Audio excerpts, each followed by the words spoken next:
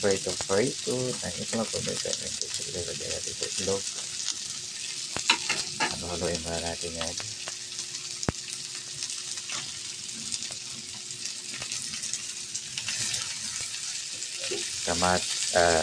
Sibuyas na puti.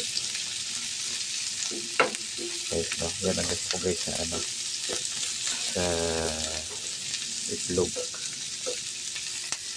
Kaya ito guys.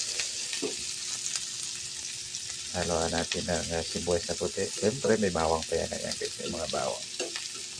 Ayan, haluin muna natin yung aroma. At siyempre guys, ilagay nyo yung olive oil.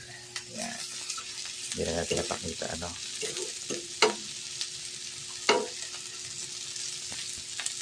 Yan, kunting lang mantika o masyadong marami.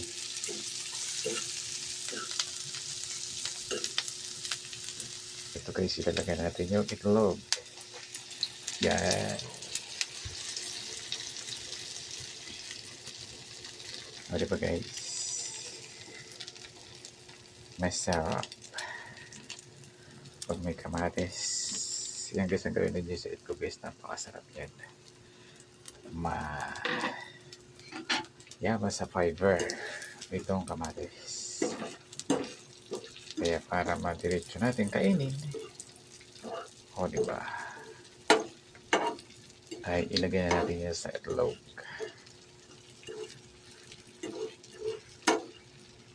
Totally guys, maliit yung ating pinaglutuan. At 5 itlog yan guys. So, scramble na natin yan. Kung ako lang guys nagkakain ito, gusto ko gayong ganito lang. Ano siya, parang half cook. Pero napakasustansya niya. Pero siyempre, mayroon tayong mga kasama sa bahay.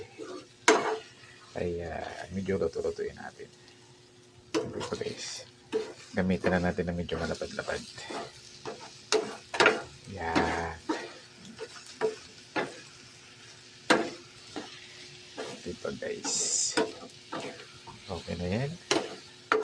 Kaya ako nakuluto guys ng itlog, hindi masyadong.